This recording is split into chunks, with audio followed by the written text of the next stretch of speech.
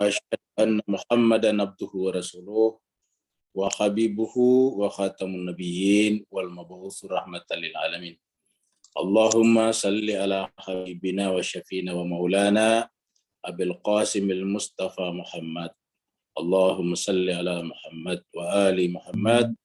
Allahumma salli ala Muhammad. Allahumma salli ala Muhammad wa ali Muhammad wa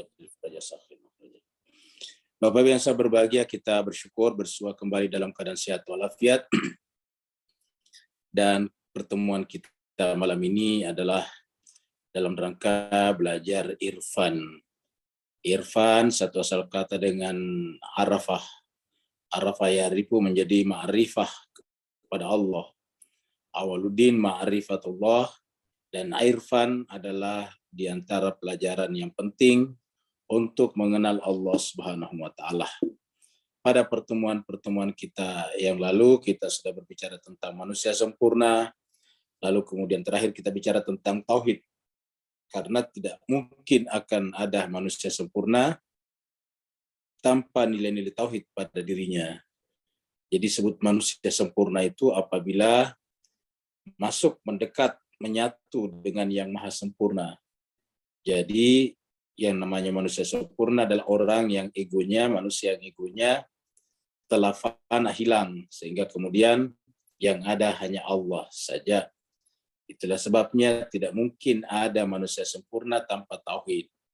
Karena pergerakan manusia sempurna menuju kepada yang satu, yang esa, yang tunggal, yang ahad itu. Nah, jemaah sekalian, mari kita masuk ke screen untuk melihat pelajaran terakhir kita.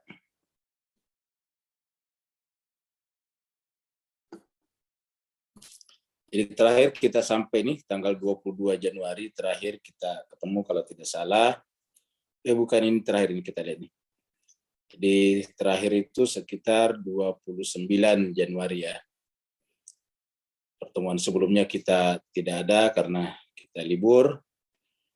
Jadi sekarang kita bicara tentang tahapan-tahapan tauhid yang kita sudah bicarakan juga sebelumnya sedikit. Kita ulangi sedikit baru kemudian melanjutkan ini. Jadi tahap tauhid. Jadi ini adalah kelanjutan dari pembicaraan tentang manusia sempurna. Manusia sempurna menuju kepada yang maha sempurna. Yang maha sempurna itu adalah tunggal, satu, esa. Maka menjadi manusia sempurna harus mengikuti juga tahapan-tahapan menuju kepada tauhid. Paling tidak jemaah sekalian, tauhid kita adalah ada 3 macam. Ada tauhid zat, ada tauhid sifat, dan ada tauhid perbuatan. Tauhid zat, tauhid sifat, dan tauhid af'al. Sebagaimana telah diisyaratkan sebelumnya bahwa maksiat dan dosa akarnya kembali kepada kekurangan. Jadi seperti kita katakan bahwa yang namanya keburukan, yang namanya kejahatan itu adalah berkaitan dengan kekurangan, kefakiran. Jadi semakin banyak dosa seseorang menunjukkan semakin cacat, semakin jauh dari kesempurnaan, semakin banyak kekurangannya. Sebaliknya yang namanya manusia sempurna adalah orang yang tidak ada lagi maksiat, bukan hanya pada perbuatannya tapi pada jiwanya tidak ada. Di dalam jiwanya pun tidak ada. Lihatlah doanya Nabi Yunus yang selalu kita angkat, itu kata-katanya la ilaha illa anta subhanaka inni kuntu minaz zalimin. Jadi ketika yang ada hanya Allah saja, maka dirinya itu dianggap kuntu minaz zalimin, berada di dalam kesesatan ataukah kegelapan, menyebabkan mendapatkan cahaya karena cahaya dari Allah. Kata-kata kuntu tadinya zalim artinya gelap. Lalu kemudian berkat keesaan atau mengesahkan Allah, lalu kemudian dia menjadi terang, dan terangnya dia adalah karena terang dari Allah, maka ada kesatuan antara yang menerangi dan yang diterangi. Jadi sebagaimana telah disyaratkan sebelumnya bahwa maksiat dan dosa akarnya kembali kepada kekurangan. Jadi kita ulangi lagi, maksiat dan dosa di sini. Maksiat dan dosa adalah akarnya adalah kekurangan. Ya, jadi maksiat dan dosa. Jadi maksiat dan dosa. Jadi perbuatan maksiat dan dosa akarnya adalah kekurangan. Ya, jadi kita lihat.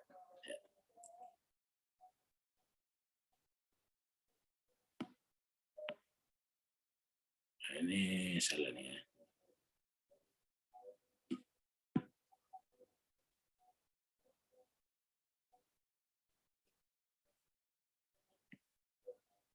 Ini dia. Nah, jadi maksiat dan dosa kecil dan dosa akarnya adalah kekurangan. Jadi ulangi lagi, akarnya kembali kepada kekurangan dan kefakiran kita. Ya. Yakni tidak membutuhkan mabda zati namanya, tidak punya mabda, tidak punya asal. Jadi yang namanya kekurangan tidak punya mabda. Mabda itu artinya permulaan, tidak punya hakikat. Jadi yang namanya maksiat dan dosa tidak punya hakikat. Kalau dia punya hakikat berarti kembali kepada mabda zati namanya, mabda zat. Sedangkan ini tidak ada, jadi tidak bisa. Apabila kita menganggap maksiat, dosa, dan kekurangan itu ada dalam pengertian punya hakikat, berarti dia punya asal. Kalau dia punya asal, asalnya tentu Tuhan. Mengalamatkan maksiat, dosa, dan kekurangan pada Tuhan itu adalah jelas keliru. Oleh karena itu, maksiat dan dosa tidak memiliki sandaran. Jadi, maksiat dan dosa tidak memiliki sandaran kepada Tuhan yang Maha Suci. Jadi kalau maksiat dan dosa tidak ada sandarannya kepada Tuhan, tidak bisa dikembalikan ke sana. Dan tidak berakhir kepada zat yang Maha Suci, jadi tidak punya mabda dan tidak punya ma'at. Kan ada mabda, ada ma'at. Jadi ada mabda dan ada ma'atnya. Jadi maksiat, kekurangan dan dosa tidak punya mabda, tidak punya asal. Dan tidak mungkin juga dikembalikan, yaitu ma'at. Tidak mungkin ma'atnya kembali kepada Allah. Tidak mungkin berakhir kembali kepada zat yang Maha Suci. Ya, jadi oleh sebab itulah jemaah sekalian, kalau begitu maksiat dan dosa dari mana? Ya, itu adalah kekurangan pribadi kita masing-masing. Semakin tinggi tingkat kekurangan kita, semakin banyak dosa yang kita lakukan.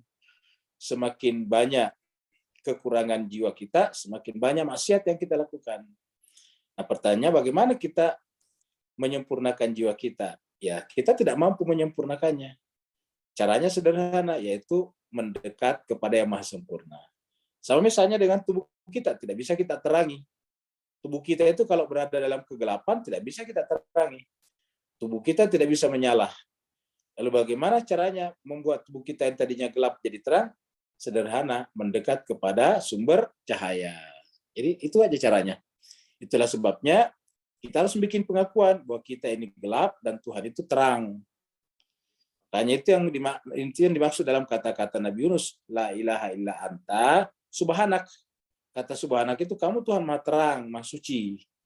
Sementara saya kuntu minaz zalimin, berada dalam kegelapan. Nah, seperti itu.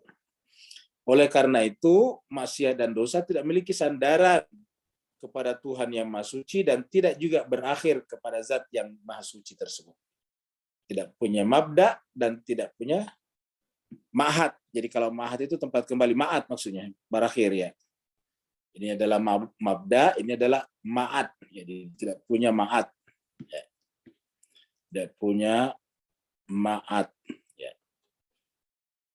Sebaliknya perbuatan-perbuatan wujudi yang ada baik dan sempurna merupakan kekhususan zat suci hakikat Allah SWT dan terbatas hanya bagi Allah saja sebagai satu-satunya zat yang maha kaya dan maha sempurna, maha gani. Jadi al-gani sempurna. Jadi karenanya setiap perbuatan baik yang muncul dari setiap kita manusia ini pelaku mestilah hilang. Karena apa? Dikembalikan kepada Allah, mabda'nya Allah dan ma'atnya Allah. Jadi kata-kata fana itu tidak ada pada diri kita. Ya, harus dialamatkan, dipredikatkan kepada perbuatan Tuhan. Dan inilah yang merupakan asas. Inilah merupakan fondasi dari tauhid perbuatan. Tauhid af'al. Jadi tauhid perbuatan atau tauhid af'al itu adalah ketika semua perbuatan itu dikembalikan kepada Allah. Dan semua perbuatan dikembalikan kepada Allah, tidak ada yang buruk, tidak ada yang dosa, tidak ada maksiat, karena tidak ada perbuatan-perbuatan buruk dan dosa atau maksiat yang cocok dikembalikan mabda'nya kepada Allah. Ya, jadi tidak ada. Ini disebut dengan tauhid af'al. Dan penjelasan ini adalah sejalan dengan kitab suci Al-Quran. Kita lihat di sini ya di surat An-Nisa. Ini sudah biasa kita angkat, tapi kita angkat kembali. Mulai daripada ayat 9. Allah berfirman, Ma'asabaka, apa saja yang terjadi pada dirimu, min hasanatin, dalam bentuk kebaikan, misalnya kita berbuat baik, kita bersedekah, kita belajar, kita mencintai, menyayangi, memaafkan, itu kebaikan semuanya. Ma'asabaka min hasanatin, apa saja yang terjadi pada dirimu, min hasanatin, dalam bentuk hasanah, kebaikan, faminallah, maka itu pasti dari Allah, artinya mabda'nya Allah. Kata-kata min itu artinya sumber, maka sumbernya Allah. Faminallah, maka berasal dari Allah. Jadi setiap yang kita lakukan adalah hasanah, maka pasti sumbernya Allah, mabda'nya Allah. Sebaliknya, wa ma'asabaka, dan apa saja yang menimpa kamu, kaknya, kamu, kita, min sayiat, dalam bentuk keburukan. Sayiat ini keburukan, lawan daripada hasanah. Jadi ini adalah bentuk positif, ini bentuk negatifnya. Hasanah kebaikan, sayiat keburukan. Keburukan apa saja? Maka apa saja yang terjadi pada dirimu dalam bentuk keburukan, famin nafsik, tidak bisa dikembalikan kepada Allah. Tapi kemana? Kepada diri kita. Min nafsik. Apa artinya min nafsik? Dari kekurangan diri kamu sendiri. Jadi itulah kekurangan pribadi kita, kekurangan diri kita. Jadi, wa ma'asabaka min sayyatin famin nafsika. Apa saja menimpa kamu dalam bentuk keburukan, maka itu famin nafsik. Dari dirimu sendiri. Ya, jadi dari manusia sendiri. Nah, agama datang untuk mendudukkan ini secara benar pada cara pandang manusia. Karena kebanyakan manusia itu salah cara pandangnya. Keburukan-keburukan yang terjadi pada dirinya pun dialamatkan kepada Allah. Sampai ada yang protes kepada Tuhan. Kenapa? Karena menganggap perbuatan buruk yang terjadi pada dirinya itu dari Tuhan. Nah, makanya wa arsalnaka, kami mengutus engkau Muhammad, linnasi, untuk seluruh manusia, rasulah. Rasul untuk apa? Menerangkan tadi itu semuanya. Jadi semua yang namanya dosa, maksiat, itu adalah kekurangan. Pernah kita terangkan, semua perbuatan itu adalah kekurangan namanya. Jadi misalnya biasa kita terangkan kata menipu. Nah, kalau yang kita tipu adalah untuk kepentingan kehidupan kita bersama, kan bukan salah namanya. Contohnya kita menipu ikan di laut, kita kasih makanan, umpan, tapi di dalamnya kita sembunyikan kail, pancing. Nah, maka apakah ini dosa kepada ikan? Ya tentu tidak. Kenapa? Karena Allah sudah mengizinkan kita untuk menggunakan apa saja yang ada di lautan. Di lautan itu adalah halal bagi kita. Boleh kita makan semuanya. Jadi boleh kita menangkap ikan. Cara menangkapnya ikan tadi, kita tipu, dibohongi. Nah, dalam konteks seperti ini tentu bukan dosa. Apa sebabnya? Karena perbuatan ini tidak ada yang kurang di sana. Ya, apa kurangnya di sana? Nah, kecuali kalau kita melakukan perbuatan yang sama di tambaknya orang, di empangnya orang, gitu. Misalnya ada orang punya ikan piaraan, tambak atau empang ya. Kalau di Indonesia namanya tambak. Di tambak ataukah di empang, mereka pelihara ikan di sana, baru kita pergi memancing di tempatnya orang tanpa sepengetahuan orang yang bersangkutan. Nah, itu baru salah. Nah, itu ada kekurangan. Kenapa? Karena mengambil haknya orang. Kalau di lautan tadi, Tuhan mengatakan tidak ada yang punya, semua orang bisa mengambilnya. Tapi kalau dipelihara orang, diusahakan, tanahnya dibuat, wilayahnya dibuat, kemudian dipelihara, dibeli benihnya, ya tidak boleh kita memancing ke tambaknya orang. Apa sebabnya? Karena itu bukan milik kita, bukan milik bersama. Itu adalah milik yang bersangkutan. Lalu bagaimana caranya supaya tidak berstatus kekurangan dan cacat? Ya kita sampaikan baik-baik kepada pemiliknya, Pak, boleh nggak saya mancing ikan di tambaknya? Ya barang 1-2 ekor untuk saya makan. Oh silakan. Nah baru berarti boleh memancingnya dan tidak dosa namanya. Tapi kalau tidak menyampaikan kepada pemiliknya, ya dosa namanya. Itu namanya disebut dengan kekurangan. Itu cacat namanya. Makanya setiap yang namanya cacat itu famin nafsik, dari dirimu sendiri, bukan dari Tuhan. Nah, Nabi datang untuk manusia sebagai rasul untuk menjelaskan itu semuanya, dan di dalam semua aktivitas itu wa kafa billahi syahida. Allah lah yang menjadi saksi. Cukuplah Allah sebagai saksi atas semua perbuatan kita itu. Jadi dengan demikian sudah jelas seperti dikatakan tadi dalam buku ini. Ya. Tauhid perbuatan, yakni seseorang mencapai kedudukan memandang seluruh perbuatan-perbuatan baik dari setiap pelaku. Semuanya fana dalam perbuatan Tuhan. Jadi yang namanya tauhid perbuatan berdasarkan ini, semua perbuatan baik yang kita lakukan, semua perbuatan bermanfaat yang kita lakukan, tidak ada satupun yang kita alamatkan, yang kita kembalikan, yang kita mabdakan, yang kita predikatkan kepada diri kita. Nah, tidak ada satupun perbuatan baik yang kita kembalikan kepada diri kita, semuanya perbuatan baik itu hilang. Yang ada adalah perbuatan Tuhan. Jadi semuanya fana, fana artinya hilang. Hilang di mana? Dalam perbuatan Tuhan. Jadi artinya kalau kita menolong orang, itu sebetulnya perbuatan Tuhan melalui diri kita. Kalau kita misalnya berilmu, itu bukan kemampuan kita. Itu perbuatan Tuhan yang memberikan kemampuan berilmu pada kita. Kalau kita misalnya kaya, itu bukan kita. Itu perbuatan Tuhan yang memberikan kepada kita kemampuan untuk berikhtiar, berusaha. Begitulah seterusnya. Sehingga semua perbuatan baik, apapun bentuknya, semuanya harus hilang. Hilang di mana? Ke dalam perbuatan Tuhan. Inilah makna kata alhamdulillahi rabbil alamin. Segala puji bagi Allah seluruh sekalian alam. Jadi tidak ada lagi yang dipujikan. Manakala kita melakukan perbuatan baik apapun, dan kita merasa masih ada harapan untuk dipuji, masih ada pujian pada diri kita, bahwa ini adalah karena kemampuan saya, kemampuan aku, maka kita belum sampai kepada hakikat tauhid perbuatan. Belum sampai kepada hakikat tauhid af'al namanya. Apa sebabnya? Karena masih mengklaim perbuatan Tuhan sebagai perbuatannya sendiri, sementara tidak ada perbuatan baik manapun yang punya mabda selain daripada Allah. Semua perbuatan baik, mabdanya atau sumbernya adalah Allah. Maka tidak ada yang pantas dipujikan dari kita. Nah, kalau ini sudah melekat pada diri kita, lahirlah sifat-sifat rendah hati. Lahirlah sifat-sifat seperti yang diceritakan di sini. Ya. Lahirlah sifat-sifat seperti yang diceritakan di surat Al-Furqan ini. Ya. Wa ibadur rahman, hamba-hamba Allah yang ar-Rahman, artinya orang yang sudah mendudukkan dirinya sebagai sahayanya Allah yang Maha Pengasih.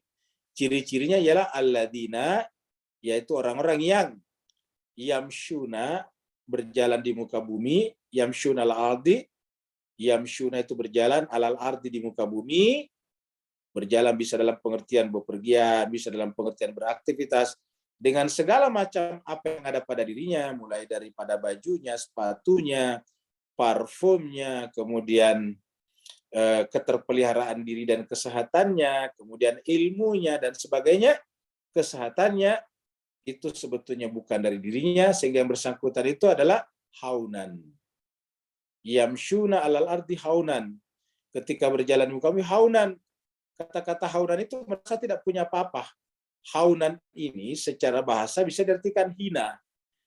Ya, kenapa dia hina? Apa itu artinya hina? Tidak punya apa-apa. Ya, merasa tidak punya apa-apa. Kenapa? Semua yang kita gunakan jalan di muka bumi ini adalah milik Allah. Mulai daripada tubuh kita, kemudian daya dan upaya kita, mata kita, panca indera kita, akal pikiran kita, kesehatan kita, dan seterusnya, semuanya adalah milik Allah. Jadi kita hina dalam pengertian tidak punya apa-apa. Ya. Hina ini kita artikan papah. Berjalan di muka bumi dalam keadaan merasa papah. Merasa tidak punya apa-apa. Ya, karena merasa tidak punya apa-apa, ketika dihina orang, ketika diperlakukan buruk kepada orang, ya tidak merasa tersinggung, tidak merasa terpojokkan, tidak merasa terhinakan. Kenapa? Ya dia merasa sudah sangat hina. Maka wa idza khatabahumul jahilun, apabila diserang oleh orang-orang jahil, entah serangannya bersifat fisik atau bersifat verbal, bersifat kata-kata, qalu, mereka menjawab salama, kata-kata yang selama. Ya, kenapa? Karena sudah merasa haunan. Kenapa merasa haunan? Semua perbuatan baik yang terjadi pada dirinya, dia adalah fana di dalam perbuatan Allah, sehingga disebut dengan tauhid af'al. Jadi tauhid perbuatan namanya, tauhid af'al. Tidak ada perbuatan manapun yang baik yang bisa kita alamatkan kepada Allah Subhanahu wa taala. Jadi mudah-mudahan ini bisa jelas tauhid af'al. Seseorang ketika mencapai kedudukan ini akan mengizinkan dirinya berkata, seluruh alam berada di bawah naungan rububiyah Tuhan dalam semesta. Jadi tidak ada lagi, semuanya adalah Rabbul Alamin. Alhamdulillah Rabbul Alamin. Jadi kalau orang mencapai kedudukan ini, maka tidak ada lagi yang menjadi miliknya. Ya, seluruh alam, maksudnya alhamdulillah. Segala puji bagi Allah. Bagaimana? Lirabbil alamin. Sebagai Tuhan seluruh sekalian alam. Semua yang ada adalah merupakan berada di bawah naungan kepemilikan, yaitu ketuhanan Allah Subhanahu wa taala. Naungan rububiyah, Tuhan alam semesta. Tuhanlah sebagai Rabb-nya. Allah sebagai Rabb daripada semuanya, sehingga semuanya adalah harus dialamatkan kepada Allah Subhanahu wa taala. Dirinya, perbuatannya, dan sifat-sifatnya merupakan kisah dan lukisan dari perbuatan dan sifat-sifat perbuatan Allah. Nah, inilah yang disebut dengan tauhid af'al. Jadi kita lihat lagi, Bapak sekalian, ini bagus, ini kita tandain.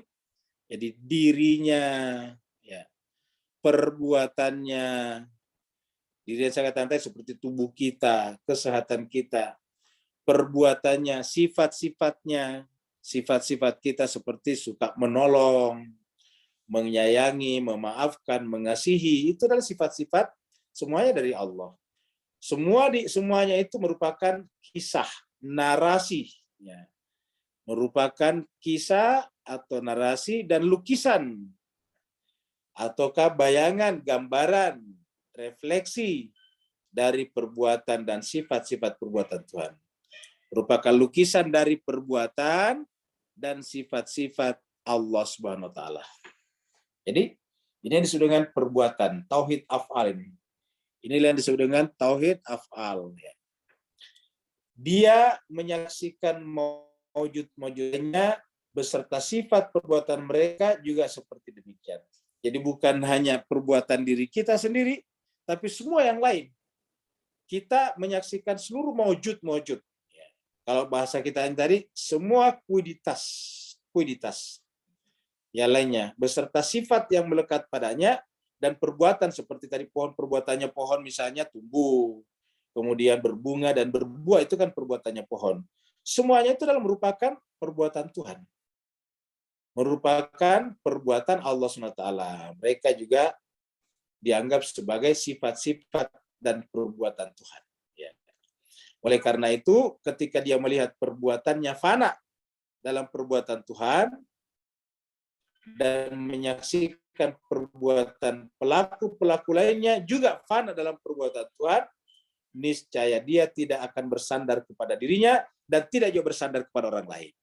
Jadi kalau ada orang yang berbuat baik kepada kita, ya tidak perlu menyembah orang itu. Kenapa? Karena perbuatan orang baik itu hakikatnya adalah perbuatan Allah juga. Kebaikan orang lain pada kita, kebaikan Allah juga. Bukan hanya kebaikan kita, tapi kebaikan orang lain kepada kita pun adalah perbuatan Tuhan. Ya, perbuatan Tuhan. Jadi hakikatnya semuanya adalah perbuatan Tuhan. Ya. Sehingga apa? Sehingga tidak mungkin kita bersandar kepada diri kita dan kepada orang lain. Di sinilah kita akan menjadi manusia merdeka sebetulnya. Tidak bersandar kepada diri, orang yang bersandar kepada dirinya akan menjadi ujub dan riya, sedangkan kalau bersandar kepada orang lain, dia akan menjadi hamba orang lain. Dia akan menjadi orang yang memperjualbelikan harga dirinya, untuk kepentingan orang lain tersebut. Kalau dia orang beragama, dia jual agamanya. Dia telah mencapai, atau orang itu telah mencapai maqam, melepaskan segala bentuk kebersandaran.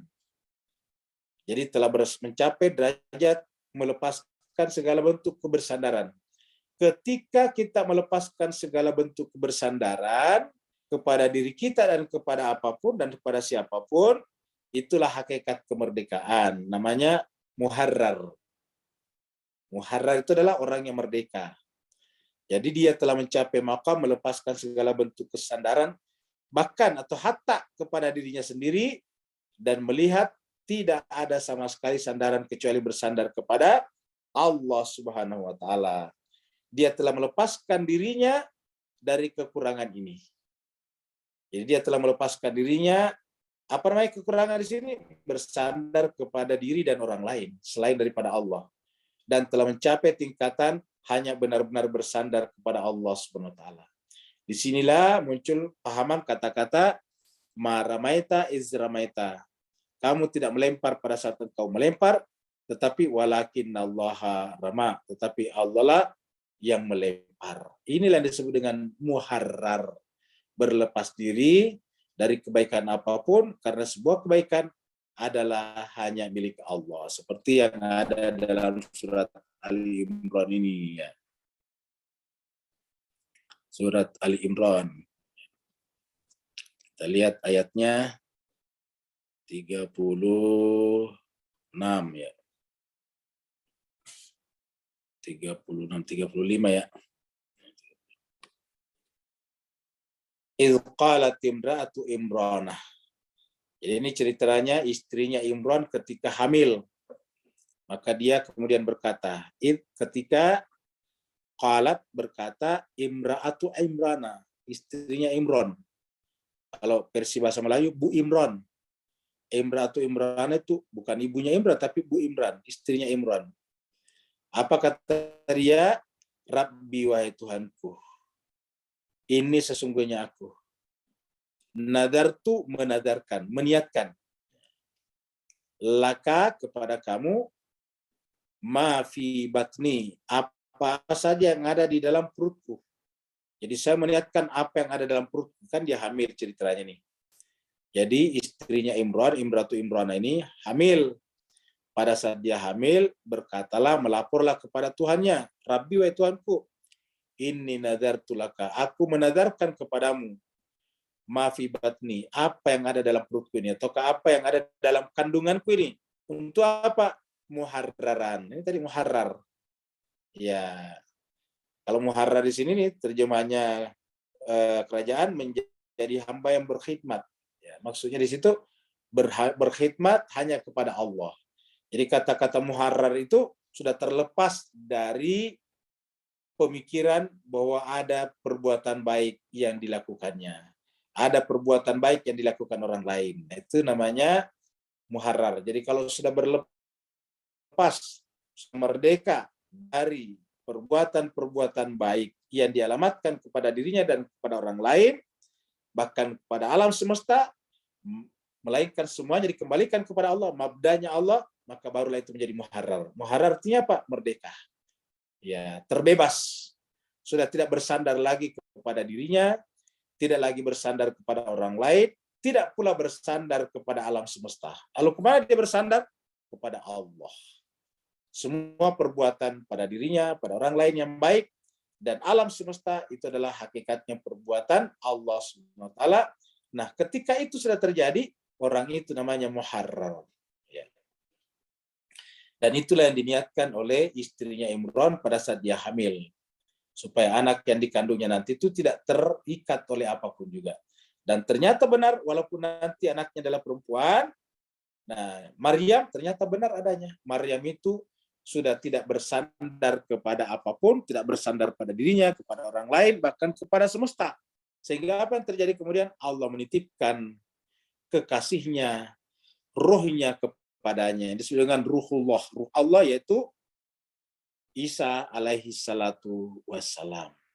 Maka istrinya Imran mengatakan, fataqabbal minni. Wahai Tuhanku, terimalah doaku ini, Fataqabbal minni, terimalah doaku ini, innaka antas samiul alim, karena kamulah Tuhan maha mendengar lagi maha mengetahui.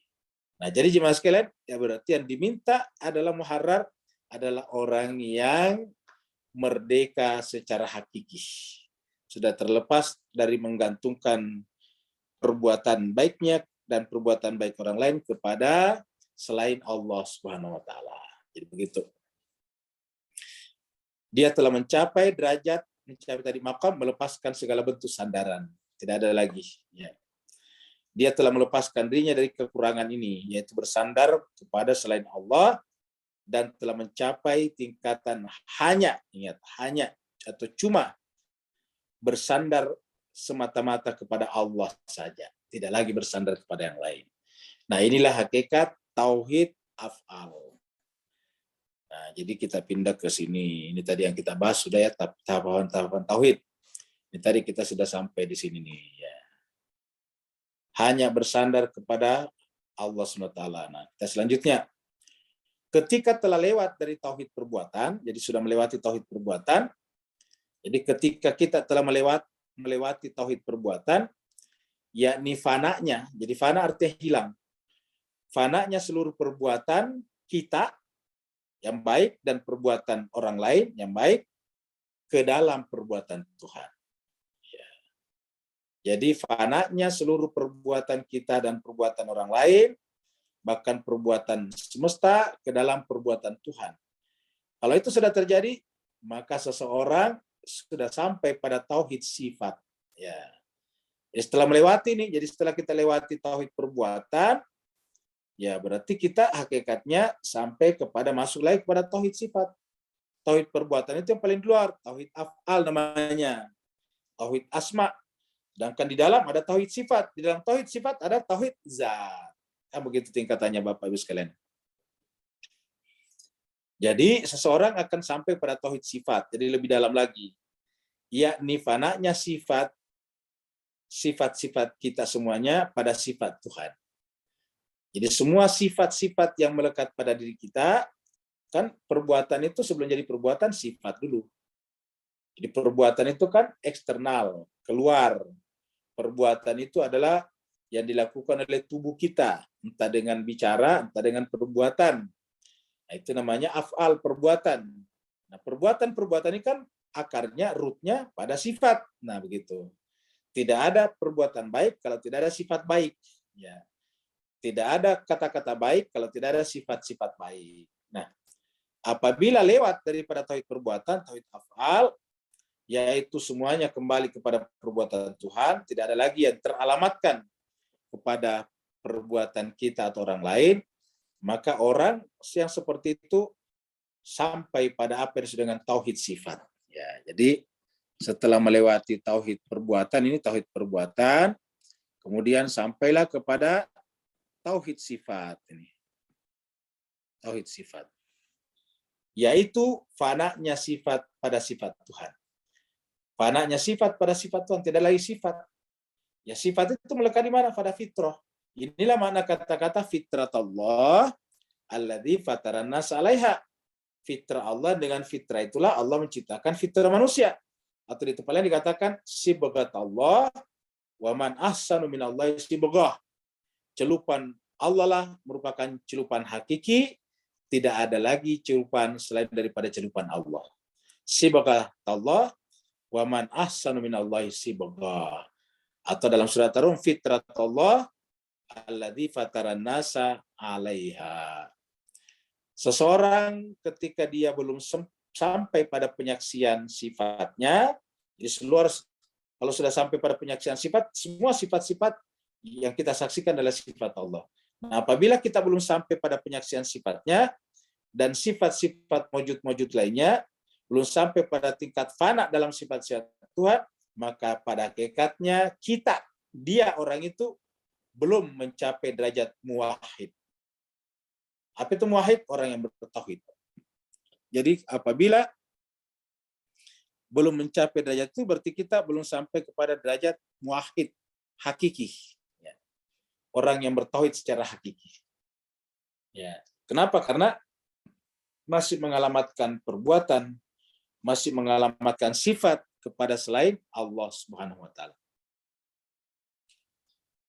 Sebab jika Tuhan memiliki sifat-sifat sempurna, jadi kalau Tuhan memiliki sifat-sifat sempurna dan sifat-sifat itu tidak terbatas, kan sifatnya Tuhan tidak terbatas.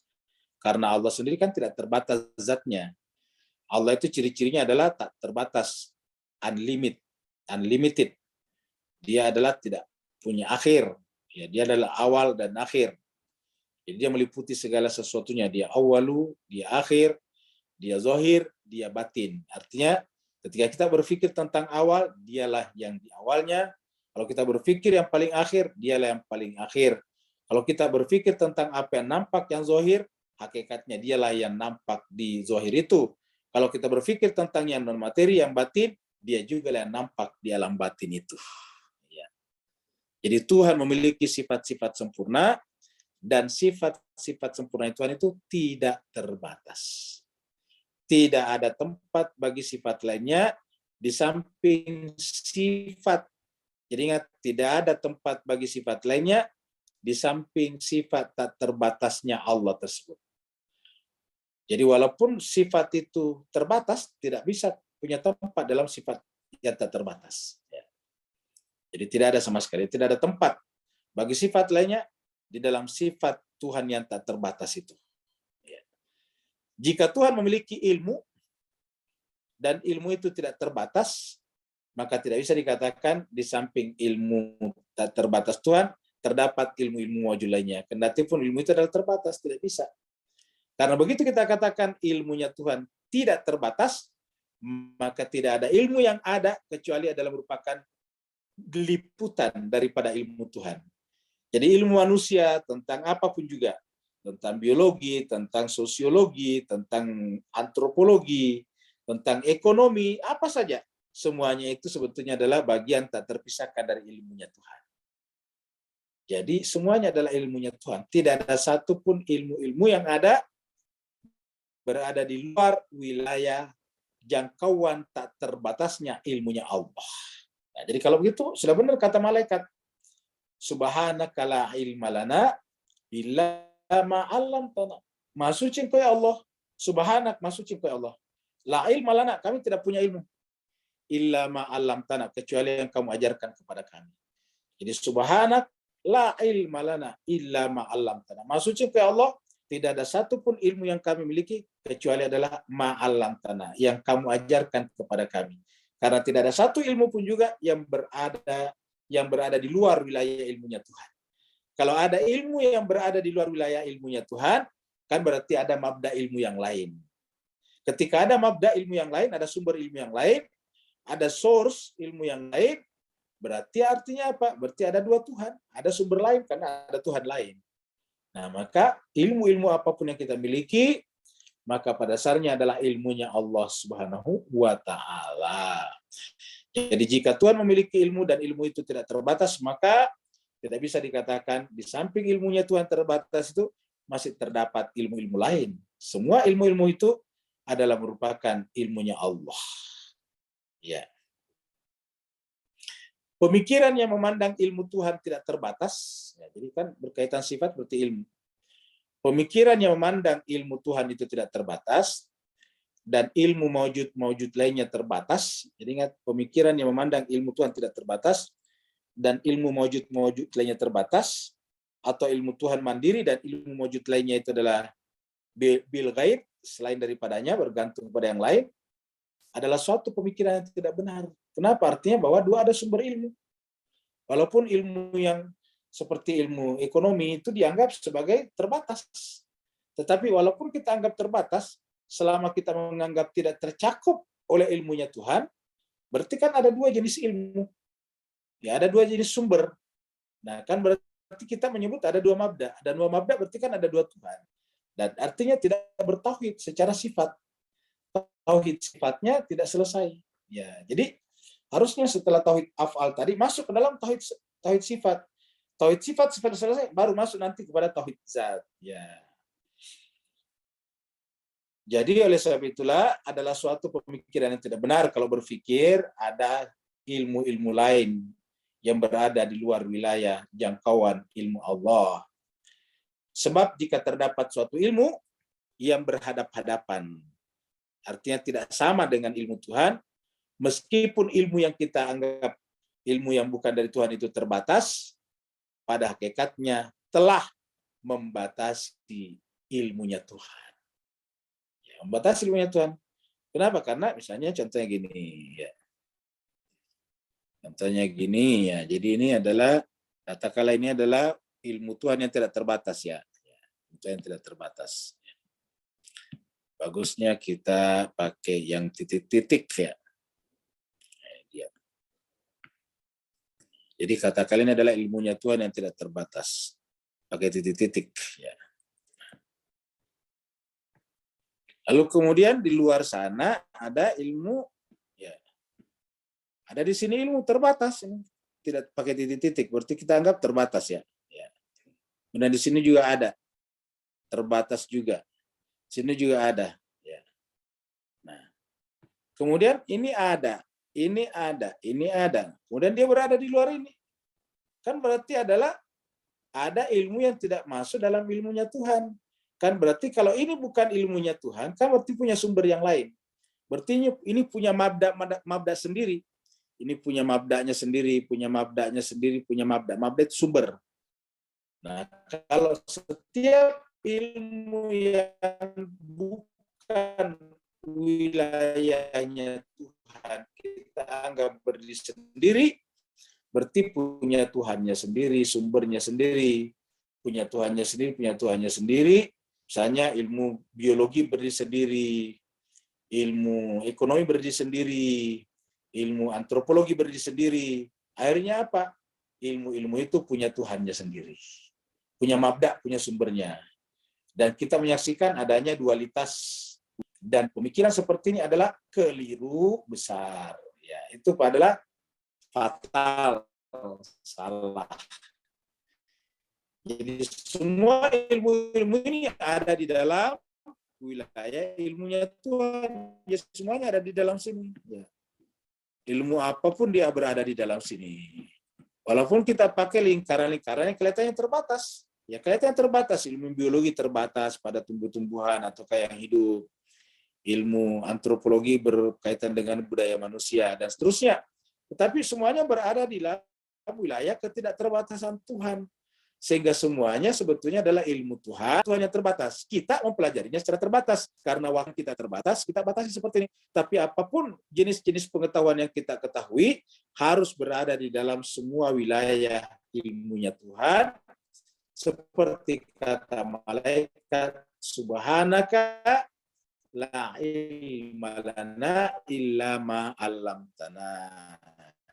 Kita lihat jawabannya malaikat di sini.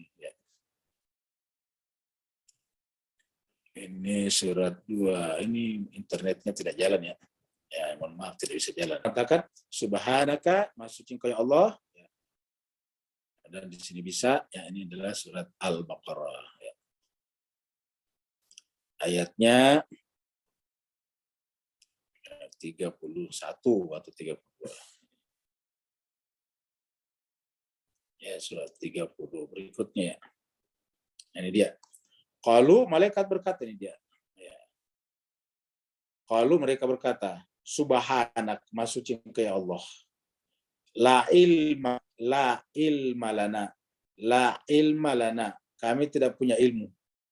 Illa kecuali ma ilmu. Maknya di sini adalah kata ganti daripada ilmu.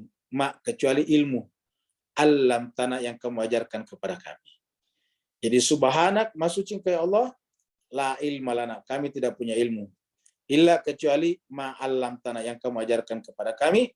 Innaka sungguhnya engkau Tuhan antal alim, yang maha mengetahui, artinya semua ilmu adalah ilmumu, al-hakim dan maha bijaksana. Nah, jadi ini jawabannya subhanaka la ilma lana illa ma 'allamtana, ini menggambarkan seperti ini dan bukan seperti ini ya. Jadi menggambarkan yang ini dan bukan yang ini. Jadi kita anggap yang ini adalah kita coret, ini salah ya, ini salah. Semua ini harus masuk di sini. Nah, itulah makna tauhid sifat. Ya.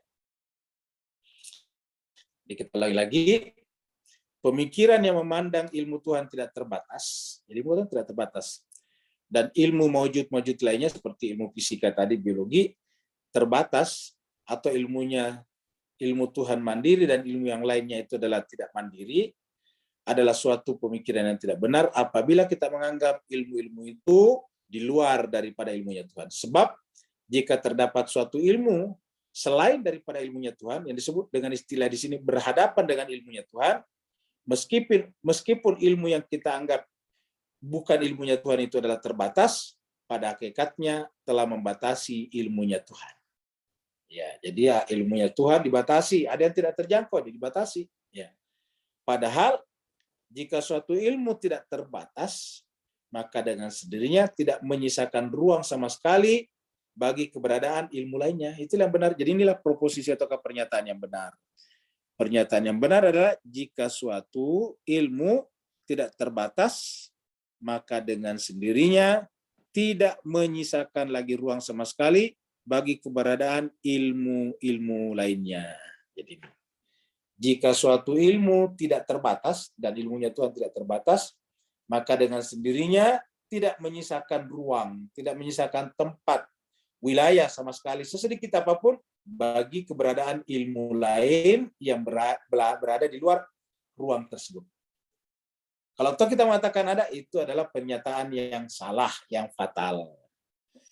Karena tidak terbatas berarti tidak berakhir. Tidak berakhir dan tidak bertepi. Kalau ada yang di luarnya berarti kan terbatas. Membatasi ilmunya Tuhan. Seperti tadi di sini. Kalau kita mengatakan ini ada,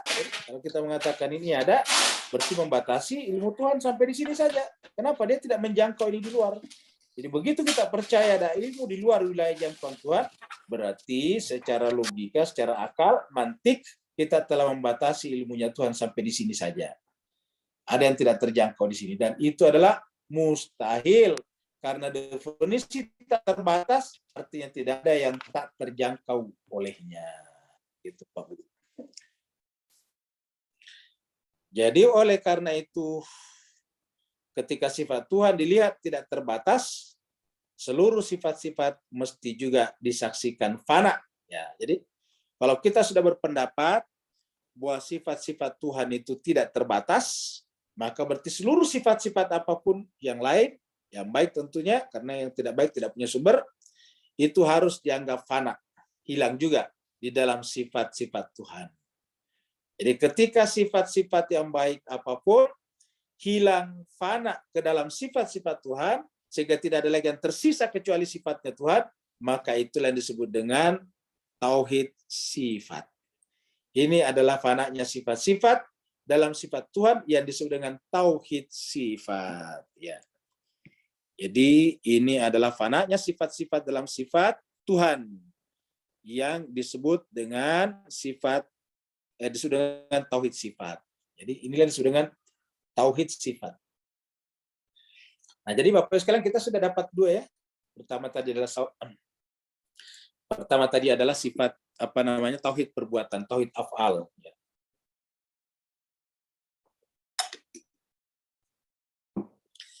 Yang pertama tadi adalah tauhid perbuatan, tauhid af'al. Paling di luar. Perbuatan itu dilakoni oleh tubuh kita, entah panca indera kita, entah bagian-bagian tubuh kita, entah lisan kita, itu perbuatan namanya.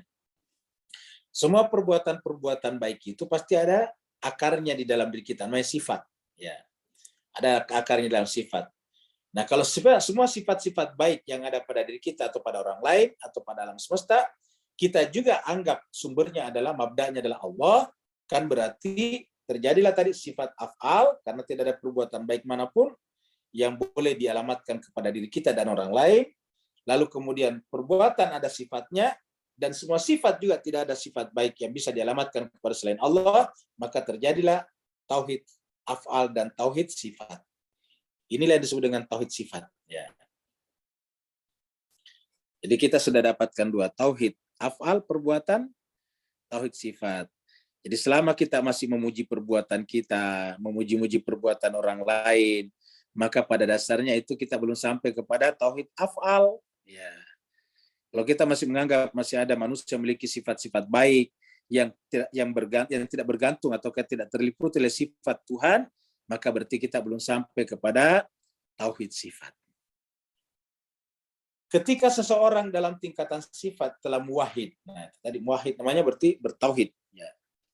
Jadi kalau sudah sampai pada tingkat muwahhid dalam sifat ini, jadi sudah menjadi muwahhid di dalam sifat dan menyaksikan seluruh sifat-sifat fana, menyaksikan seluruh sifat-sifat yang ada itu fana dalam sifat-sifat Allah.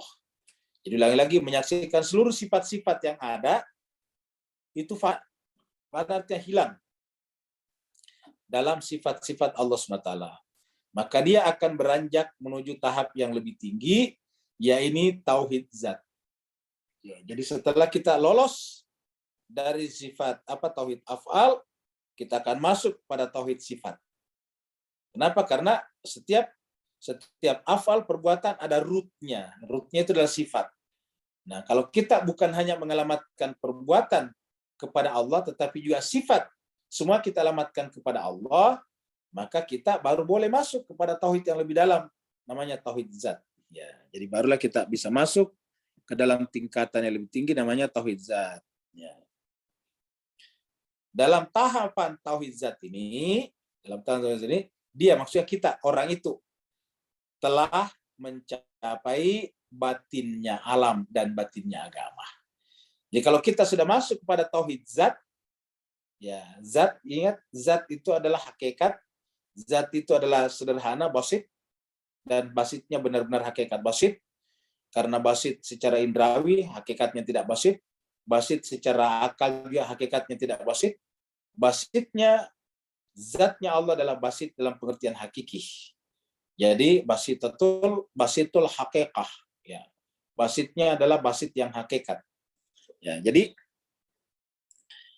apabila kita telah mencapai tauhid zat, berarti orang itu telah mencapai batin alam dan batinnya agama. Batinnya alam berarti hakikat alam. Nah, makanya wajarlah kalau Nabi karena mencapai tauhid zat itu, Nabi menjadi apa? Rahmatan lil alamin. Kenapa? Karena dia sudah berada pada jantung alam semesta, batinnya alam. Begitu dengan agama. Agama Islam ini bisa dialamatkan kepada Muhammad, menjadi agama Muhammadi. Kenapa? Karena yang berada di jantung daripada agama ini adalah Muhammad. Kenapa? Karena dia sudah sampai pada tauhid zat. Berarti dia sampai pada batinnya alam dan batinnya agama. Ya. Dari batin alam dan batin agama inilah, atau dari batin keberagaman inilah, dia orang itu juga menyaksikan batin dan kedalaman lain. Jadi segala sesuatu itu punya batin, dan batinnya sesuatu adalah kembali kepada Allah. Apa saja punya batin? Batin itu lagi-lagi punya asal, punya mabda, punya hakikat. Ya, punya hakikat. Dan hakikat segala sesuatu adalah yang maha hakikat, yaitu Allah Subhanahu wa Ta'ala. Jadi dari batin ini dia menyaksikan batin dalam keadaan kedalaman lain. Yang tidak lain adalah fana zati namanya. Jadi semua batin-batin yang lain yang kita sebut kata-kata batin seperti batin kita, batin yang lain, semuanya harus fana di dalam zatnya Allah SWT. Namanya fana zatih. Jadi tidak ada lagi zat-zat, tidak ada lagi hakikat-hakikat, kecuali hanya satu hakikat Allah. Kalau kita selama ini masih mengatakan kayu punya zatnya sendiri, besi punya zatnya sendiri, air punya zatnya sendiri. Nah, zat-zat seperti ini harus hilang, harus fana.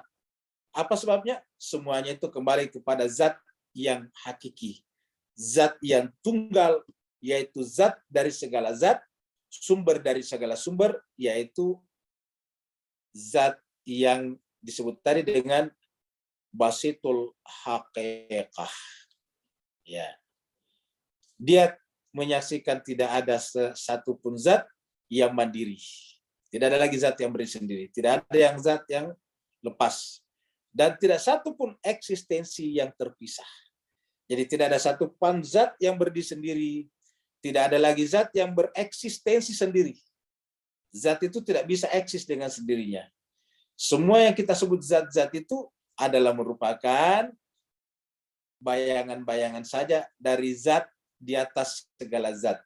Dan zat di atas segala zat ini yang merupakan gaibul ghuyub dan sirur asrar, yang dalam kata Nabi dikatakan tafakkaru fi khalqillah wala tafakkaru fi dzatillah. Karena fikir kita, akal kita tidak akan sanggup sampai kepada zatnya Allah. Kita pernah sampaikan bahwa kalau kita menyaksikan sesuatu di luar menggunakan panca indera, sesederhana apapun sesuatu itu masih tetap tersusun. Kita menyaksikan batu, zatnya satu batu. Tetapi bukan hanya batu yang kita saksikan pada saat kita menyaksikan batu. Tetapi dua, yaitu batu dan bentuk. Jadi ada dua selalu di sana. Materi dan bentuk. Jadi ada materinya dan ada bentuknya. Materinya tadi batu, bentuknya apa? Bentuk bulat, bentuk kerikil, bentuk macam-macam. Selalu ada bentuknya. Tidak pernah kita bisa melihat sesuatu di luar tanpa bentuk dan materi. Jadi artinya apa? Sesuatu yang tertangkap panca indera bukan basit, bukan sederhana dalam pengertian hakikat, bukan basitul hakikat. Kenapa? Masih tersusun dari materi dan bentuk. Jadi masih tersusun, masih merakap materi dan bentuk. Begitu juga dengan yang disaksikan oleh akal kita, rasio kita, pikiran kita. Setiap pikiran kita berpikir pasti berbicara tentang apa yang disebut dengan esensi. Berbicara tentang apa yang disebut dengan pembeda. Ada bicara nau dan ada bicara diferensia. Bicara fasel. Ya, contohnya misalnya manusia.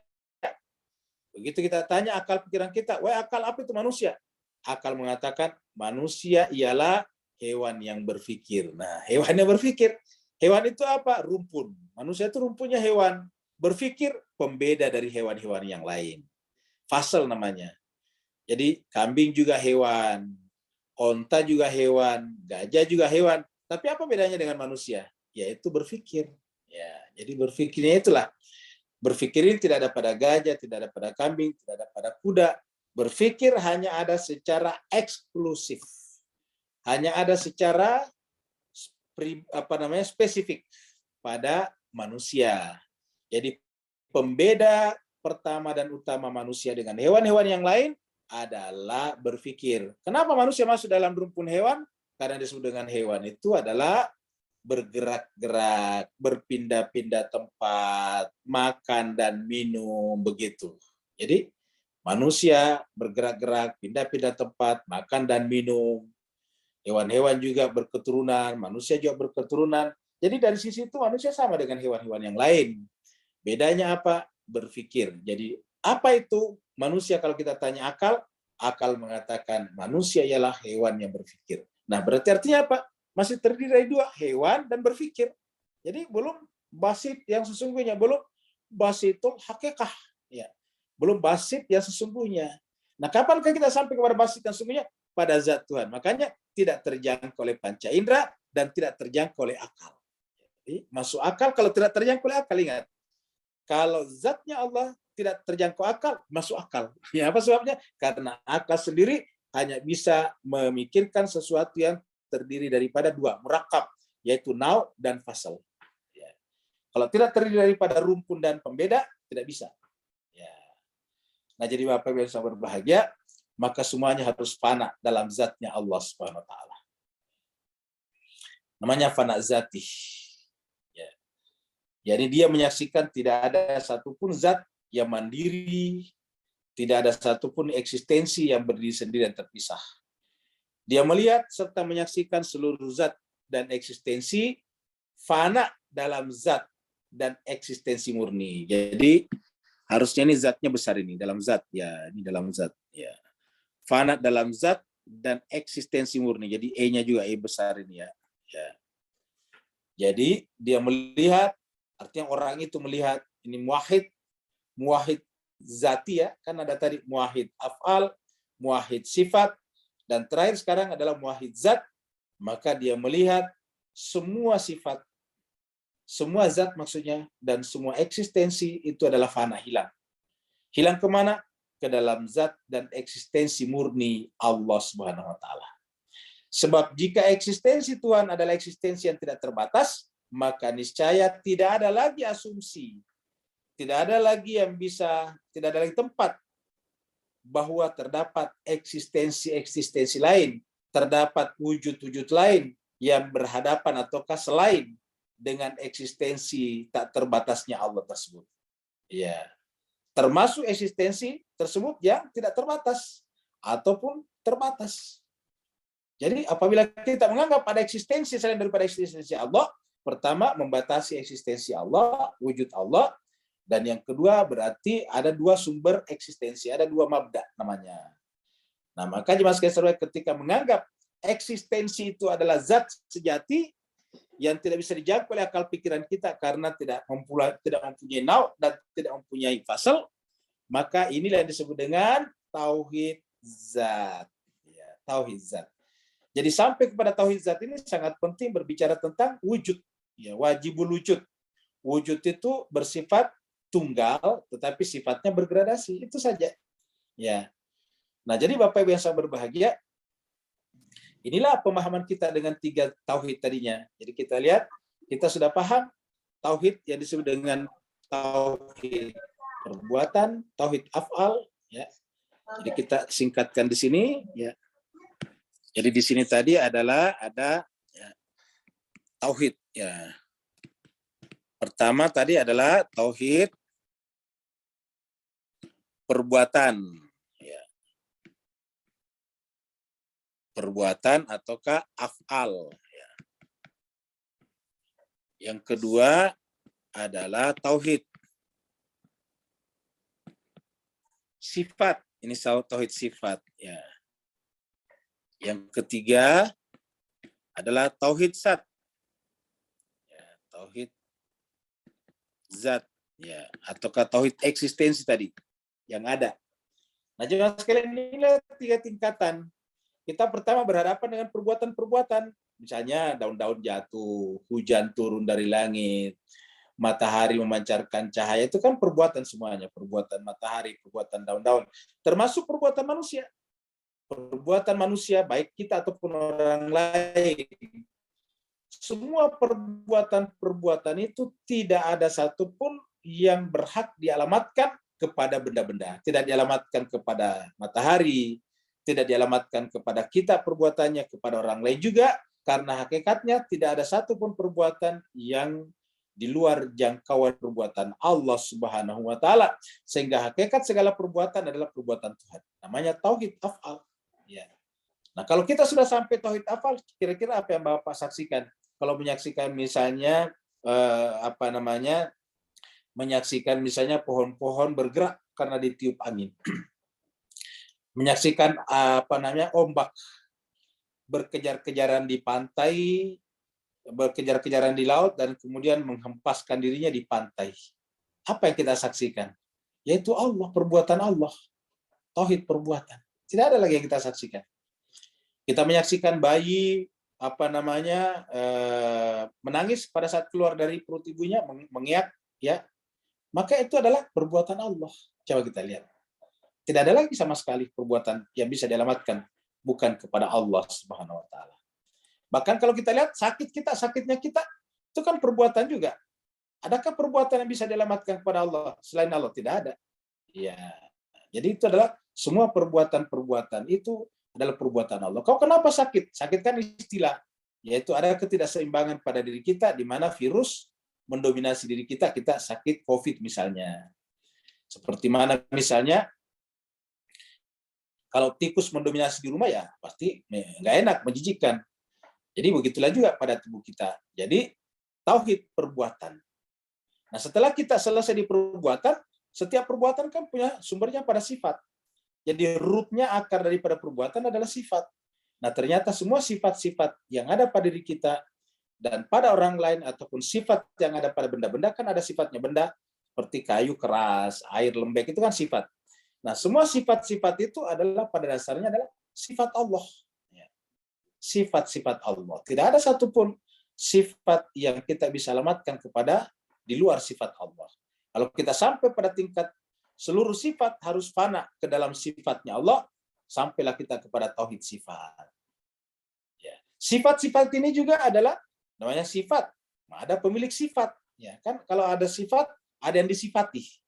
Dalam kaidah bahasa Arab ada sifat kan berarti ada yang disifati. Sifat-sifat itu banyak, tapi yang disifati cuma satu, yaitu zat. Nah, pada dasarnya apa? Sumber daripada sifat ini adalah Dia, zat yang tunggal, yang tidak terjangkau oleh panca indera kita, tidak terjangkau oleh akal kita, dan itu adalah nama lainnya adalah wujud, eksistensi. Maka tidak ada lagi wujud-wujud yang lain, mawujud-mawujud yang lain di luar daripada wujudnya. Artinya di luar daripada wilayah wujud Tuhan. Sehingga apapun yang kita saksikan, sebetulnya adalah wujud Allah. Inilah yang disebut dengan tauhid zat. Nah, Bapak Ibu jemaat sekalian berbahagia, mudah-mudahan dengan penjelasan ini kita bisa memahami. Setelah kita memahami, mencoba merenungkan dan coba kita mensifati pada diri kita. Karena jemaat sekalian, ilmu kita ketahui tapi belum tentu kemudian bisa mensifati jiwa kita. Semua kita tahu bahwa yang namanya orang mati tidak bisa lagi bergerak, tidak bisa mengangkat tangannya, tidak bisa berdiri, tidak bisa berbicara, tidak bisa mengusir lalat dari tubuhnya. Itu kalau orang mati, semua kita tahu ini. Nah, kalau orang mati tidak bisa berdiri, tidak bisa bergerak, tidak bisa mengusir lalat dari tubuhnya, lalu kenapa di antara kita masih banyak yang takut pergi bersama dengan mayat? Ya. Coba pergi ke kamar mayat, ambil mayatnya si A. Biasanya nggak ada yang berani kalau tidak rame-rame. Kayak gitu. Kenapa kok kita takut ya? Padahal kita sudah tahu secara ilmu bahwa mayat tidak bisa bergerak-gerak, tidak bisa mencubit-cubit, tidak bisa bergoyang-goyang matanya. Coba, kenapa kita takut? Nah, itu menunjukkan baru sampai pada tingkat ilmu dan belum sampai pada tingkat sifat, belum sampai pada tingkat fahaman seperti itu. Jadi baru sampai pada tingkat ilmu pengetahuan saja, belum sampai pada tingkat hakiki. Baru namanya ilmu al-yakin, yakin bahwa itu adalah tidak bisa bergerak, tapi belum sampai kepada tingkat hakul yakin. Nah, oleh sebab itulah 3 tingkatan tauhid kita ini berharap sekarang malam ini menjadi ilmu bagi kita, tapi dalam kehidupan kita sehari-hari coba kita renungkan, fahami, sehingga kemudian menjadi bagian tak terpisahkan di dalam seluruh jiwa kita. Sehingga nantinya tauhid ini membentuk karakter sifat dasar daripada tauhid jiwa kita, karena memang jiwa kita diciptakan dengan dasar itu sebetulnya. Fitratullah allati fataran nas 'alaiha, atau kasih babat Allah, wa man ahsanullahi sibagha. Yang mau bertanya dipersilakan. Assalamualaikum Ustaz. Waalaikumsalam warahmatullahi taala wabarakatuh. Ustaz, ini tauhid perbuatan, tauhid sifat, tauhid zat. Kalau kita tarik ke pelajaran filsafat tadi sore, dapat diartikan karakteristik yang tidak keluar dari hakikat wujud, tapi tidak membentuk wujud. Mohon pencerahan Ustaz.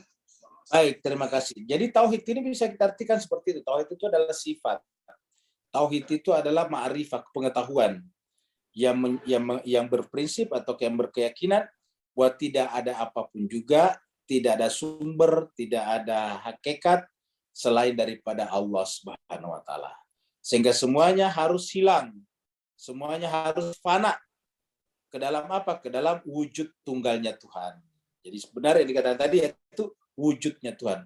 Sehingga apapun yang kita saksikan adalah wujud Tuhan. Perbuatan adalah fenomena daripada wujud Tuhan. Sifat adalah fenomena daripada wujud Tuhan. Begitulah juga dengan zat, pada hakikatnya kita pelajari adalah wujud. Karena tidak ada apapun selain daripada wujud. Wujud itu sifatnya basit, wujud itu sifatnya tunggal, dan tidak ada apapun berada di luar wujud. Tidak ada apapun yang berada di luar wujud, sehingga semua yang kita anggap wujud adalah berada di dalam wujud yang tunggal, yaitu Allah SWT. Terjadinya keberagaman di panca indera kita, itu adalah terjadi seperti yang kita bahas tadi sore dalam bentuk partikularisasi namanya. Partikularisasi itu terbentuk oleh sifat daripada wujud itu sendiri yang sifatnya bergradasi. Terima kasih Ustaz. Ada tinggi, ada belakang, ada potensialitas, ada tauhid. Ya, silakan. Saya Ustaz. Silakan, silakan. Waalaikumsalam warahmatullahi wabarakatuh. Masya Allah, luar biasa Ustaz. Singkat aja Ustaz ya. Ya, silakan. Dalam Al-Qur'an itu ada yang ada ayat yang senada ya, misalnya qul huwallahu ahad atau innani anallah. Apakah itu nama Ustaz itu ya? Atau kalau dari pembahasan kita sejak tadi sore sampai malam ini, saya bisa memahami, mohon dikoreksi saya, mungkin pemahaman saya mungkin keliru ya. Allah itu sesungguhnya tidak punya nama ya. Karena kalau kita definisikan dengan sebuah nama, itu keliru menurut saya Ustaz ya. Karena Allah itu kan tidak bisa kita persepsikan, tidak bisa kita batasi dan lain sebagainya. Mungkin saya keliru Ustaz ya. Mohon izin. Baik, terima kasih banyak, sudah benar. Jadi sebetulnya yang tidak punya nama zatnya Tuhan ini tidak punya nama. Yang punya nama itu perbuatan-perbuatan, misalnya pengasih, penyayang, itu kan kita kasih nama itu. Begitu ya dengan sifat ada, sifat qadim, itu kan sifat-sifat yang ada pada Tuhan. Nah, jadi dengan demikian yang bisa bernama itu perbuatan dan sifat. Ya, tetapi zat tidak bisa bernama. Ya. Kenapa sifat harus dikasih nama? Karena dia ada beberapa jenis sifat. Kenapa perbuatan dikasih nama? Karena dia ada beberapa perbuatan. Supaya tidak keliru dan gampang kita menganalisisnya, setiap jenis perbuatan dikasih nama, setiap jenis sifat dikasih nama. Tapi sampai pada zat tidak ada lagi kecuali satu. Jadi kalau ini kita sebut sebagai dengan wahdaniyahnya Tuhan, ini adalah wahidiyahnya Tuhan, ini adalah ahadiyahnya Tuhan. Jadi wahdaniyah, wahidiyah, dan ini adalah apa? Ahadiyahnya Tuhan. Bersifat ahad, tunggal, mutlak. Ya, kalau ahad itu tidak ada isnain, dua. Kalau wahid ada isnain. Ya, kalau ahad tidak ada. Nah, dengan demikian ini adalah zat. Dengan demikian yang dikatakan Pak Wahid tadi benar, pada tingkat zat ini tidak ada nama sebetulnya. Kita menggunakan kata zat ini ya karena kita harus membicarakannya, apa boleh buat saja. Kita menggunakan istilah zat, kita menggunakan istilah wujud. Itu karena kita harus membicarakannya. Sebetulnya pada tingkat musyahadah sejati tidak ada lagi kata-kata. Ya, tidak ada lagi kata-kata. Karena setiap kata seperti dikatakan Ustaz Wahid tadi itu pasti membatasi sebetulnya. Setiap kita berikan nama kata terhadap zat itu membatasi. Ya. Membatasi dianya. Oleh sebab itulah terpaksa kita menggunakan kata-kata. Kenapa ya? Karena kita harus mempelajarinya, belajar. Yang namanya belajar kan berkomunikasi. Berkomunikasi harus dikasih simbol-simbol. Dikasih tanda-tanda namanya. Jadi dengan demikian ini hanya sekedar untuk belajar sampai pada tingkat musyahadah, artinya ketika jiwa kita menyaksikan Allah dalam pengertian yang sesungguhnya, seperti yang kita katakan tadi, ini bukan hanya sekedar ilmu, tapi telah menjadi bawaan, menjadi karakter kualitas daripada jiwa, maka tidak terkatakan lagi. Tidak bisa dikatakan apa-apa lagi. Makanya pada tingkat zat, ketika tadi akal tidak bisa bekerja lagi, panca indera tidak bekerja lagi, lalu yang ada apa? Yang ada adalah diam. Jadi pada tingkat di sini yang ada adalah diam. Ya, tidak ada lagi. Yang ada adalah diam, samit. Jadi tidak ada lagi kata-kata. Karena setiap kata yang membuat batasan sebetulnya. Nah dengan demikian pada saat diam ini, makanya berkali-kali dalam Al-Quran menyebut kata Laila. Laila itu artinya apa? Malam ketika tidak ada lagi yang lain. Tidak ada lagi yang bisa kita sebut kecuali apa yang kita rasakan sendiri. Ketika diam terjadi dan tak terkata-katakan, itulah yang disebut dengan zauki. Yang ada hanya rasa saja. Dan inilah rasa yang benar, yaitu setelah melampaui rasio. Rasa tanpa rasio ini berbahaya. Maka ini adalah yang paling tinggi dalam pandangan Islam adalah yang bersifat rasa. Tetapi anak-anak apa namanya paling tinggi? Telah melewati tingkatan rasio dulu. Telah melewati tingkatan rasio, telah melewati tingkatan indera. Jadi bisa kita katakan tingkat tauhid perbuatan adalah indrawi, kemudian sifat ini adalah rasio, zat adalah rasa. Zauq, seperti itu. Berikutnya lagi. Ustaz Pak Nur, silakan Pak Nur. Syukur Ustaz. Syukur. Alhamdulillah, barakallahu fiik. Afwan. Bismillahirrahmanirrahim. Assalamualaikum warahmatullahi wabarakatuh. Ustaz, di makam diam Ahmad tadi, di manakah fungsi akal berfikir Muhammad? Barakallahu fiik. Afwan. Nah, Bapak Ibu jemaah sekalian berbahagia, jadi kalau kita bicara tadi dengan dengan berkaitan dengan Ahmad ya. Nah, tentu dia tentu tidak berada di sini kalau kita Ahmad sebagai satu entitas. Tapi ketika Ahmad dalam dirinya, dalam pengertian dianya sebagai manusia sempurna yang fana, maka dia adalah menyerah di sini. Ya, tetapi dalam pandangan kita Ahmad itu ada di sini sifat. Jadi kata Ahmad itu kan kata sifat, terpuji. Jadi ketika kita berbicara tentang zat, maka sifat pertama yang keluar padanya yang kemudian bisa ditangkap oleh akal pikiran kita adalah sifat Ahmad. Jadi akbar Ahmad itu kan sifat. Ya, nah yang pertama muncul adalah Ahmad. Nah begitu. Nah ketika Ahmad ini kemudian memancar, di ujungnya nanti ketika menemukan menemukan jasmaninya sudah bisa berbuat, namanya Muhammad. Jadi pada tingkat Muhammad itu kan berbuat, lahirnya akhlakul karimah di sini. Jadi di sini adalah Muhammad, di sini adalah Ahmad, dan Ahmad yang sesungguhnya adalah juga fana di dalam zat Allah Subhanahu wa taala. Seperti itu. Ada lagi yang lain? Assalamualaikum Ustaz. Waalaikumsalam warahmatullahi wabarakatuh. Silakan Bu. Alhamdulillah, terima kasih Ustaz atas penerangannya. Jadi Ustaz, maaf saya pun lama tak ikuti kelas Ustaz. Jadi penerangan malam ini sangat menampakkanlah apa yang Ustaz pada awalnya mula-mula saya ikuti kelas itu mahiyah, apa tu semua. Jadi daripada tauhid perbuatan, tauhid sifat, tauhid zat ini kembali kepada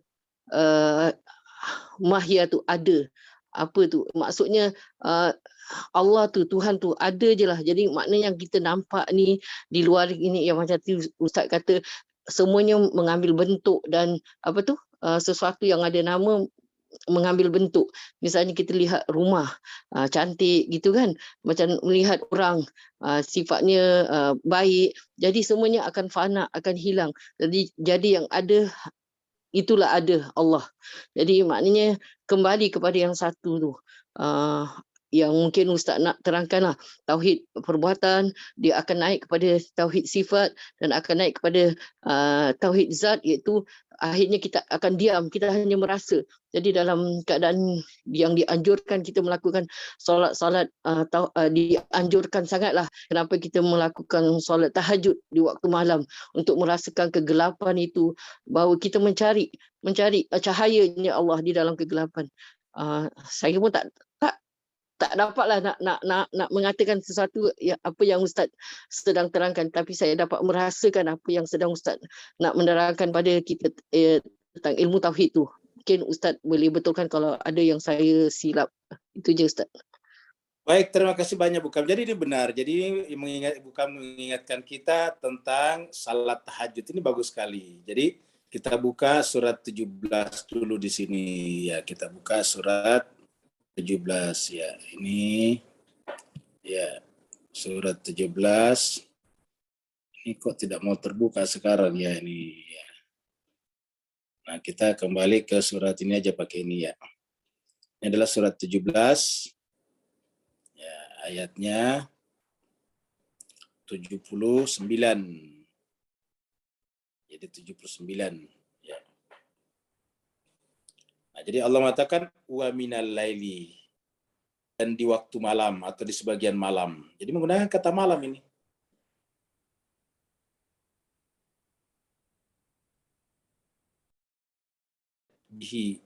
Maka tahajud filatan lak, sebagai satu tambahan ibadah penting bagi kalian. Selain daripada sebelumnya ayat 78 adalah salat 5 waktu, aqimis sholata liduluki syamsi ila ghasaqil laili wa qur'an al-fajr. Inna qur'an al-fajri kana masyhuda, baru wa minal laili sebagian malam. Fatahajjat, maka bertahajudlah bihi padanya, pada malam itu, nafilah, sebagai tambahan penting bagi kalian untuk naik ke atas laka. Asa, mudah-mudahan dengan salat malam itu iya ba'asaka, Tuhanmu mengangkat. Ya ba'asa itu dari kata bi'tah, mengangkat, mentransformasi, menaikkan derajatnya. Ya ba'asaka rabbuka, Tuhanmu mengangkat kamu seperti mana Muhammad bin Abdullah dibi'sah menjadi nabi. Kan bi'sah juga namanya ba'asah. Ya ba'asa karabbuka untuk apa? Maqaman mahmuda. Maqaman mahmuda. Apa itu maqaman mahmuda? Ya tadi makam yang sudah pasif, tidak bergerak lagi. Mahmud itu terpuji. Jadi terpuji itu bentuk pasif, bentuk majhul. Jadi maqaman mahmuda berarti di sini. Jadi tahajud itu adalah sebuah gerakan yang bergerak dari alam perbuatan, sifat sampai kepada zat. Nah, sehingga pada saat kita tahajud itu yang ada hanyalah merasakan sebetulnya. Jadi pada saat kita tahajud itu, walaupun kita berkata-kata dengan membaca ayat suci, berzikir-zikir, membaca subhanallah, tapi jiwa kita itu sebetulnya sedang berasyik masyuk dengan zat yang satu. Asyik masyuk itu kalau diterjemahkan bahasa Melayu artinya beradu rindu. Ya, beradu rindu. Asyik masyuk itu adalah rindu dan yang dirindukan. Jadi bertemunya antara yang merindu dan yang dirindukan. Ketika antara yang merindu dan dirindukan bertemu, lahirlah asyik masyuk. Pada saat terjadi itu tidak ada kata-kata. Yang ada adalah rasa. Ya, yang adalah rasa. Ingat teman sekalian, cinta itu beyond rasio. Cinta itu apa? Rasa. Nah, oleh sebab itulah tingkatan paling tinggi adalah cinta. Kenapa? Karena dia adalah rasa saja. Nah, jadi saya kira seperti itulah yang dikatakan. Jadi saya kira dikatakan bukan tadi benar. Jadi itu yang kita sebagai terangkan selama ini. Sehingga tidak ada lagi yang kita saksikan perbuatan selain daripada perbuatan Allah. Tidak ada lagi sifat yang kita saksikan selain daripada sifat Allah. Ujung-ujungnya semuanya bermula dari jantung seluruh wujud eksistensi itu Allah SWT. Maka semua selain daripada Allah SWT, nama lainnya adalah, kalau bahasa filsafatnya tadi sore namanya kuditas, kalau bahasa Arabnya seperti dikatakan tadi Ukam adalah mahia. Sesuatu yang bisa ditanyakan apakah dia. Nah, sedangkan sampai kepada zatnya Tuhan, pertanyaan mahia tidak berlaku lagi. Pertanyaan mahia hanya berlaku pada perbuatan dan sifat, sampai di zat tidak berlaku lagi pertanyaan mahia. Pernyataan mahia itu adalah tidak berlaku lagi. Yang ada hanyalah wujud. Yang sifatnya wasitul hakikah. Tidak tersusun secara hakiki. Berikutnya lagi, ada lagi? Maaf Ustaz, di mana posisi salawat dalam hal ini Ustaz? Tauhid perbuatan, tauhid sifat, tauhid zat. Mohon pencerahan Ustaz. Baik. Jadi cuma sekian berbahagia kita lihat di mana letaknya selawat di sini. Nah, mari kita lihat selawat dulu. Ini Al-Quran ini kok kenapa nggak bisa terbuka ya? Jadi ini kita revisi ulang, ini nggak bisa ya. Kita buka lagi di sini kembali. Kita lihat di sini Al-Quran. Ya, ini kita lihat Al-Quran di sini. Oh, nggak bisa ya. Nah, kita pakai yang ada saja tadi. Jadi cuma sebagian kita pakai yang ini. Ya. Atau kita pakai yang ini nih. Ya, ini bagus juga nih. Ya, ini. Ya, kita pakai Al-Quran yang ini. Nah, jadi kita lihat ayat selawat. Surat 33, ayatnya 56 ya. Nah, sini Allah berfirman, Innallaha. Jadi kita lihat. Innallaha wa malaikatahu yusalluna 'alan nabi.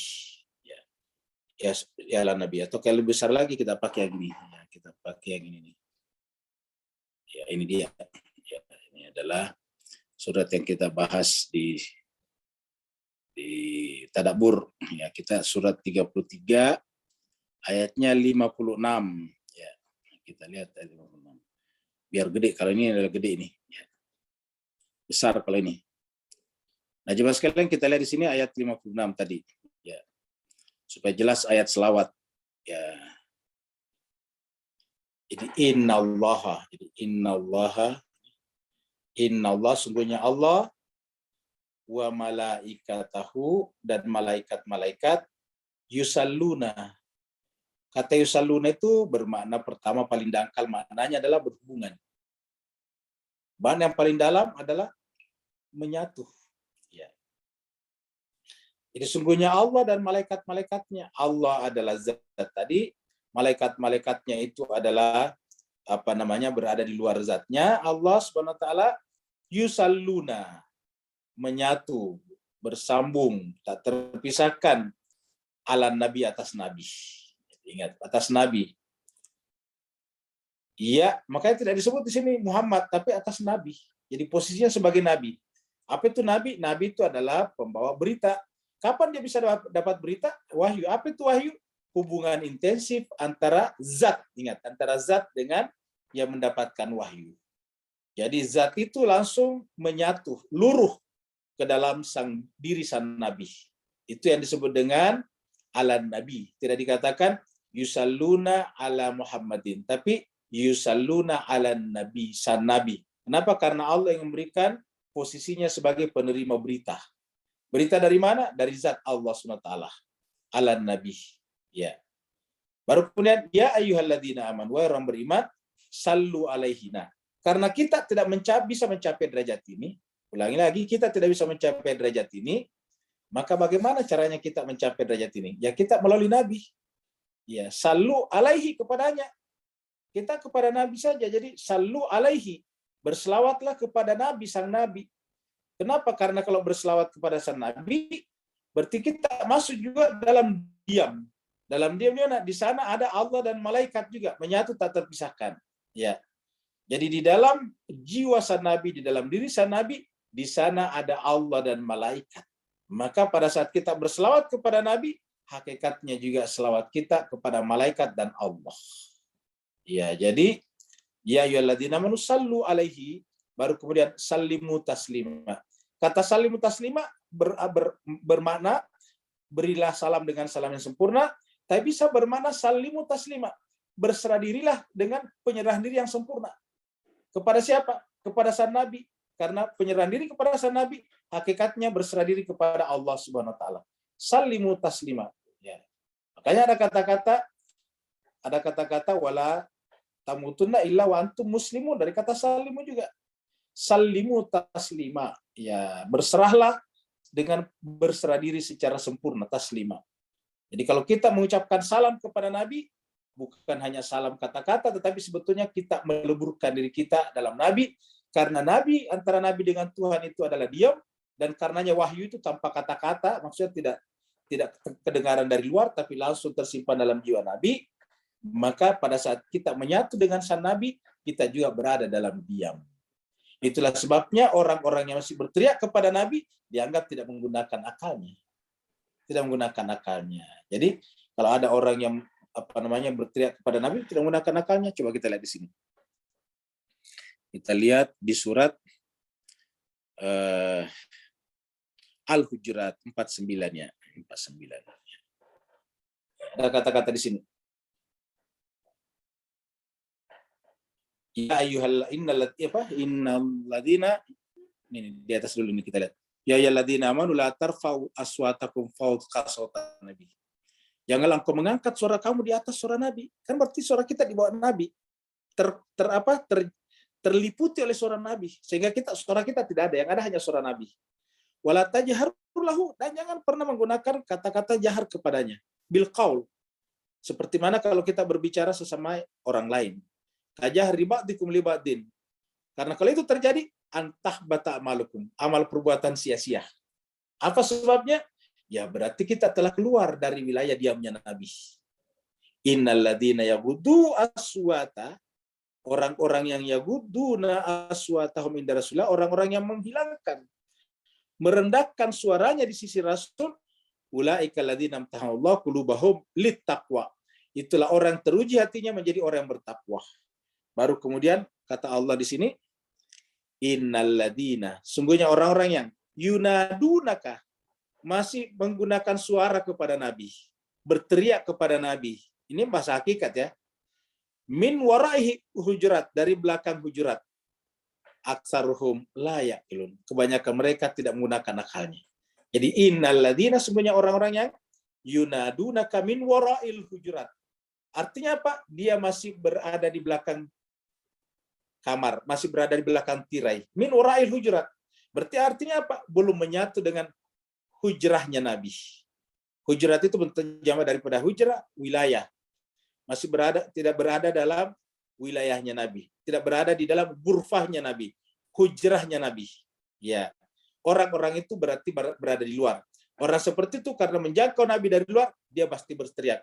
Allah mengatakan, aksaruhum la yaqilun. Kebanyakan mereka adalah orang-orang yang tidak menggunakan akalnya. Luar biasa nih. Kebanyakan mereka tidak menggunakan akalnya. Jadi untuk mencapai derajat rasa tadi, kita harus melewati rasio dulu. Jadi rasio baru kemudian rasa. Akal baru kemudian diam. Jadi pada tahap kita sudah fana, maka yang ada hanya diam. Kenapa? Karena kita fana, hilang. Yang ada hanya Allah. Manakala kita masih berkata-kata, berarti kita masih ada di samping Tuhan, masih ada dualitas. Bapak sekalian, terima kasih banyak atas pertanyaannya. Mohon maaf atas segala kekurangan. Kita akhiri sampai di sini. Wassalamualaikum warahmatullahi taala wabarakatuh.